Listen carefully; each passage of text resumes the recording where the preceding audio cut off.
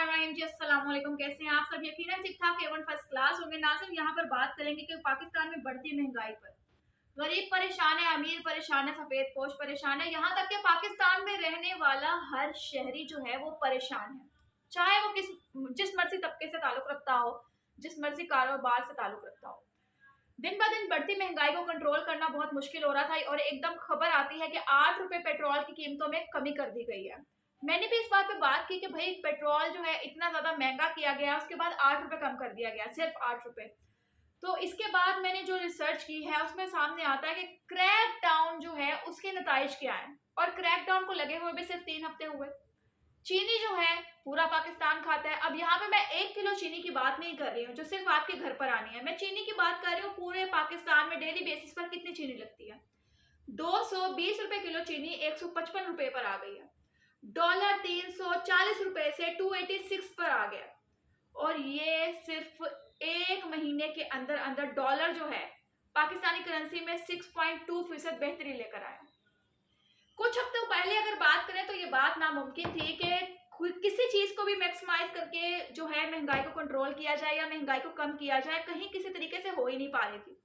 मगर यहाँ पर निगरान हुकूमत और पाक फौज के मुश्तरका जो उनकी काविशें हैं, उन्होंने इस चीज को यकीनी बनाया कि महंगाई को कंट्रोल करे, पाकिस्तान में रहने वाले पाकिस्तानियों को रिलीफ दिया जाए। ऑब्वियसली दरअसल महंगाई की शरह में इजाफा 2018 में बनने वाली हुकूमत से शुरू हुआ था। समझ तो आप गए होंगे कि मेरा मुद्दा कहाँ है, इशारा कहाँ है। और मईशत की डगमगाती हालत को देखकर पीडीएम ने न्याजी हुकूमत को जमहूरी तरीके से घर भेजा, मगर खुद भी मईशत को संभाल नहीं सकी, उनके दुख दर्द समझ नहीं सकी, उसे किस तरह से फीड करना वो नहीं समझ सकी। मुसलसल नीचे जाती मईशत निगरान हुकूमत के हाथों में आई, जो कि चंद महीनों की बात है, ठीक है। तो वजीर आजम जो है हमारे फिलहाल जो अभी मौजूदा वजीर आजम है अनवारुल हक काकड़ ने आर्मी चीफ की हदायत पर महंगाई का सबब बनने वाले अनासर के खिलाफ क्रैक डाउन का आगाज किया। अब बात करेंगे यहाँ पे क्रैक डाउन की कि भाई यहाँ पे क्रैक डाउन जो है इमरान खान भी कर सकता था, क्रैक डाउन जो है उनकी हुकूमत होते हुए उसके बाद जो है वो आवाज बुलंद कर सकते थे, मगर ऐसा कुछ भी नहीं हुआ।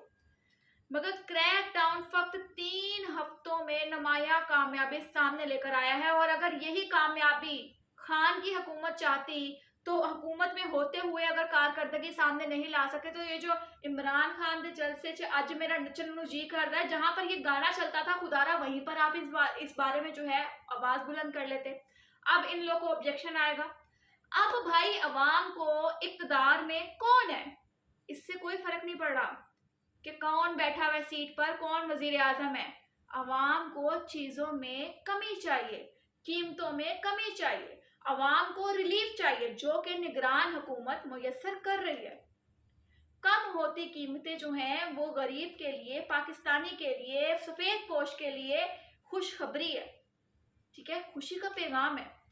आर्मी चीफ जो है हमारे जनरल आसिफ मुनीर के अहकामात पर सितंबर, दोबारा मैं दोहरा दूं, सितंबर से शुरू होने वाले क्रैकडाउन में बिजली चोरों से 48 करोड़ रुपए से जायद की रिकवरी की गई है।